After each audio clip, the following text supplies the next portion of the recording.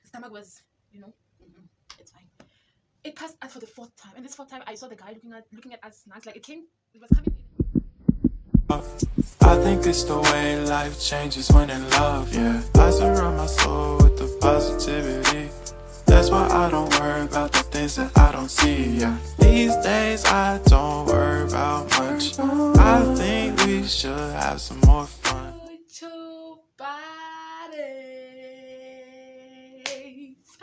Hello everybody. Hi guys. Welcome to Vichy Samo's channel. If this is your first time joining me, you are most definitely welcome. Please hit and smash that red button down below written the subscribe button and subscribe to the channel. Sorry. And if you are a loyal returning subscriber, you are welcome back. Welcome back. So I know some of you came rushing because of the title. You came rushing, you were running. Yeah. We want to find out what happened, girl. So today I'm gonna be telling you a story of what transpired the day I and my friends were nearly kidnapped by this guy. So if you want to find out more about this just a story, darling, go grab your juice, your wine if you have, your tea, anything, because this story is gonna leave you thirsty. So go grab your drink and let us get into the video. Take a sip because okay. So this story took place a couple of months back before this lockdown took over our lives. Normal, we used to go to church. So this story took place on a Sunday. And it was a normal Sunday. I woke up in the morning, got ready to go to church because the church girls got ready to go to church. And yeah, that day I remember very well. I slept and my stomach was bothering me, so I woke up in the morning like I felt like I had a running stomach. I was not feeling fine.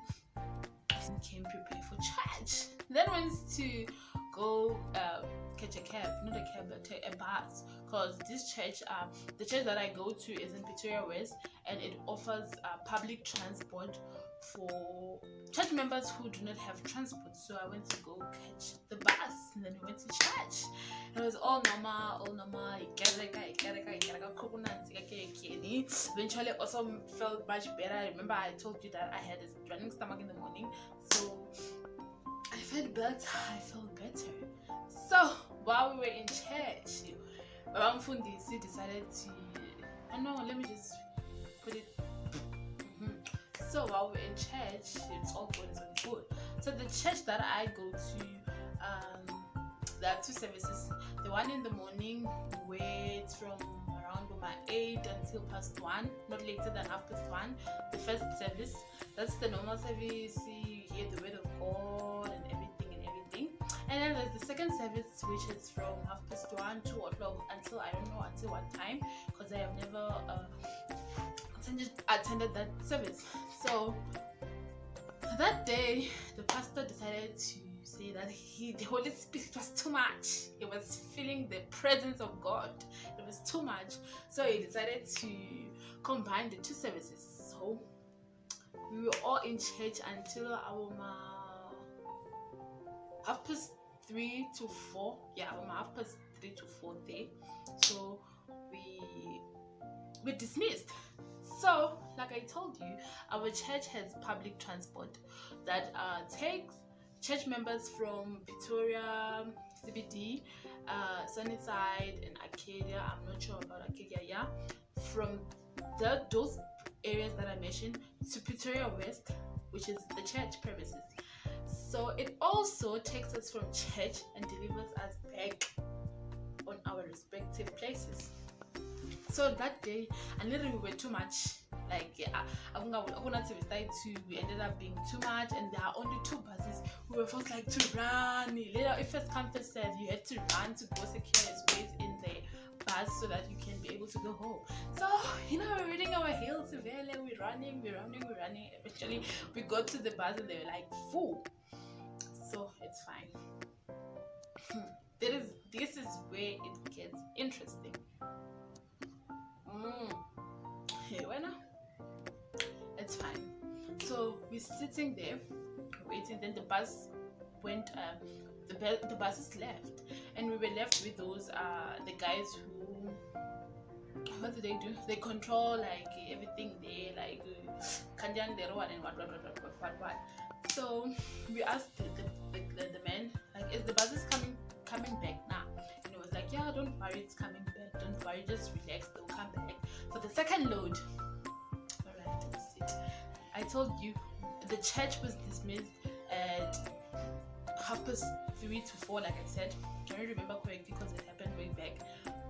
And then by that time now it's past 4, and we're like, dude, are they coming back now?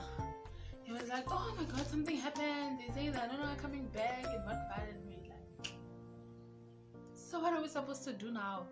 What are we supposed to do now? We're stranded here in Pretoria West, Lenzenle, like the inner part of Pretoria West. We're stranded there. Okay, the buses are not coming back. Me and my friend checked our pocket, and we're like, we don't even have enough money to maybe just had money for offering, and that was it. So we're just sitting like trying to figure out what we'll do. So eventually this other girl came. We know her, like I don't remember her name. We know her from church, like we used to see her, and she's also Tsonga, so we knew her. So we was three of us, and we was just sitting there. So the worst also happened. Now, I mean, I'm that kind of person when I'm nervous, like in Chuhini, I'm getting nervous and something is bothering me. Like I get a running stomach like this. So guess what? Now I felt bad, like I was now sick. I had butterflies in my stomach. I felt so sick. So man. I wanted to go to the toilet. I quickly ran to the toilet, and I was finally like, okay, guys, what is next? And then they were like, guys, what is the plan? And they were like, okay, you know what we should do? Because this other girl told us, oh, okay, it's fine. She has a bank card with him. So what we'll do, we have to walk to the nearest shopping center. There we'll be able to find an ATM, and then we'll request an Uber to take us back. Right, that's fine. Yay! We walked. Let me tell you, we walked for about 30 minutes. There's no 30 minutes too much. How many minutes? I'm not sure, but we walked. Just imagine walking. You tired, you hungry, you're wearing heels. I am feeling sick. I have a running stomach. So just imagine that scenario. Alright, it's fine. Walked to this shopping center.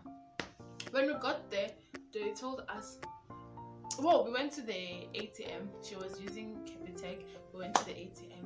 When we got there, okay, the machine was out of service. We go to this other ATM, Yanet Bank, also out of service for a cashback for maybe 50 rand. No, 50 rand, yeah, 50 rand. Because when we checked the Uber, it was going to cost us around 57 rand. And we had coins. Me and my friend had coins that were like, right. So she went to the cashier. When she got there, they said, your card has insufficient funds. Like, what? Your card has insufficient funds? Like, we walked from church to this place for nothing. Now that's when my stomach started acting up, like really.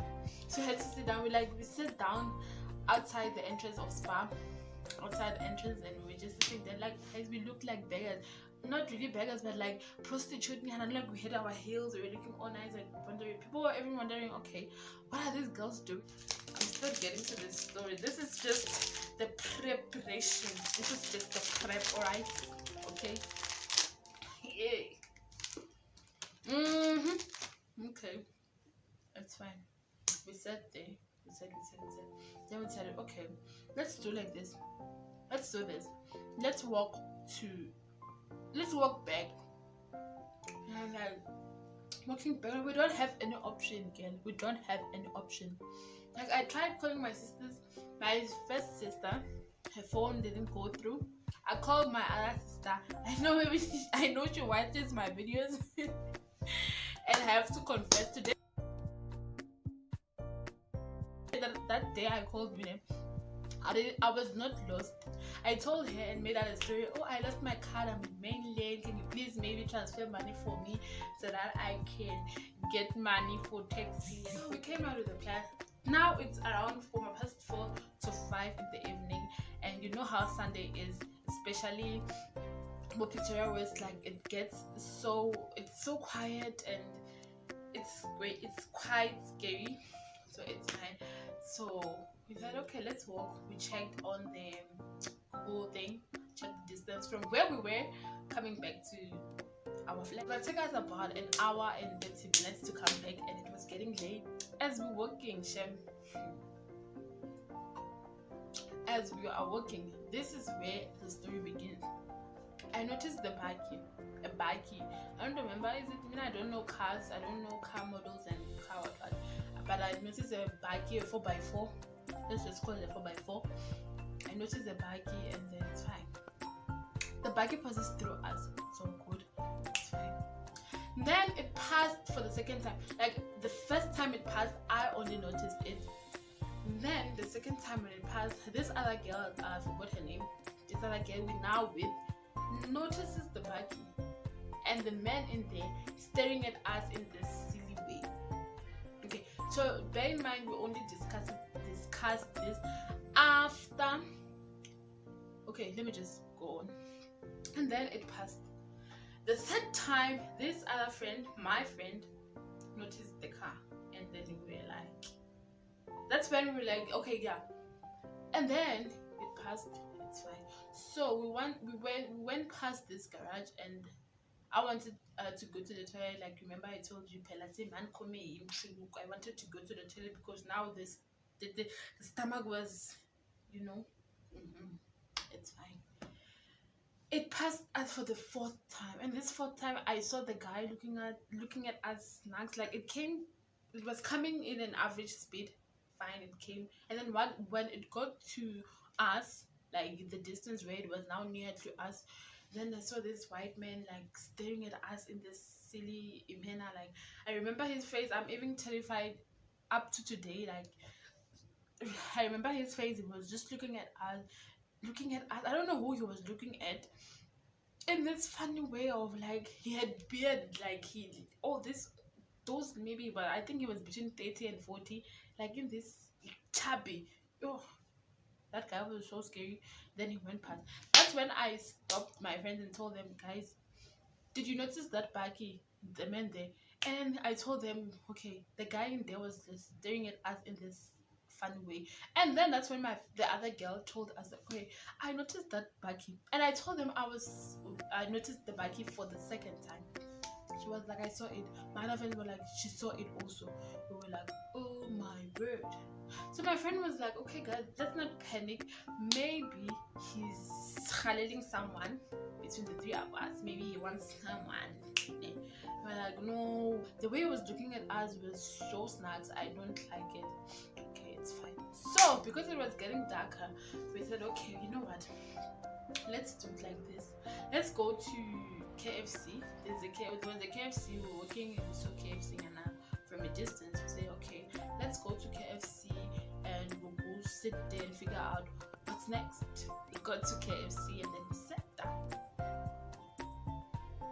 So this other lady comes to us.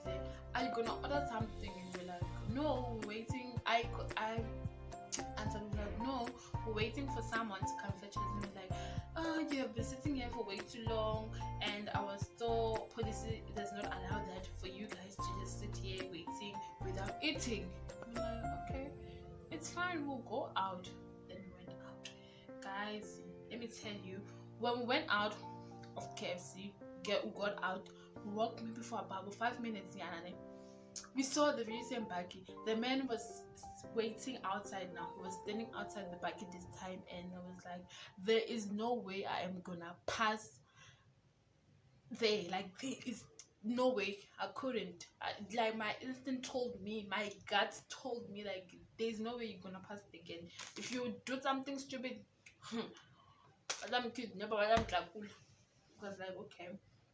My friend, this other girl was insisting, hey, I'm gonna walk. Well, okay, you can go. Even though we don't even know you, like we only know you from church, you can go. Now I'm fine, Jim.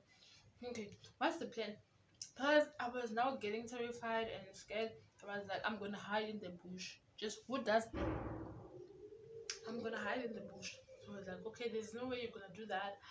We can't do that. We just have to continue working so that we can get back to town. Hey guys, that day, I was so terrified. I was so terrified. So because we were so terrified, we couldn't think. We never thought maybe we could just request an Uber and then we'll pay when we get this side because our cards we left this side and all the thing of that. So to cut a long story short, to to cut a long story short, we requested an Uber, and before we could take off, like before we could drive to this side, we told the Uber guy that, dude, we don't have money with us. Can you please drop us a PTA CBD, then we'll pay you when we get there. And he was like, luckily he understood, and we managed to get this side. When I told you, when I got this side, it was around 6 o'clock. Just imagine, I was so tired, I was so exhausted, I was still scared. I was still scared. So we got back, freshened up, and then the Uber guy took the other girl back to Sunnyside because like this thing is real, human trafficking and all that. It's so real. Like I never thought it would happen to me. Like I would never experience that kind of things. I only read about it, not really thinking, but I never thought it would happen in that way. Like maybe I thought maybe it happened when you're coming back from clubbing and all that. Like we were coming back from church, we were just we were innocent, being honest. To be honest, we were just coming back from church. So that was what happened. So I just want to tell you guys, wherever you go, just make sure that you have enough money. Just have money to if anything happens, like what happened to us, you can have money to take you from where you are and then get you home safely. So yeah, that is what happened. And let me tell you, I spent the next 2 Sunday without going to church. That is how terrified I was. So yeah, that's the story. I hope you enjoyed it and learned something from it. I'm laughing right now because I'm this kind of person. I don't know how to be serious, but it was a very serious experience, a scary and serious experience. So I hope you enjoyed the video. Give it a thumbs up, leave a comment down below, and share with your friends, and subscribe if you haven't, and go follow me please guys on my social media platforms at virtue_, that's on Instagram, and Ukosipaloi15 on Twitter.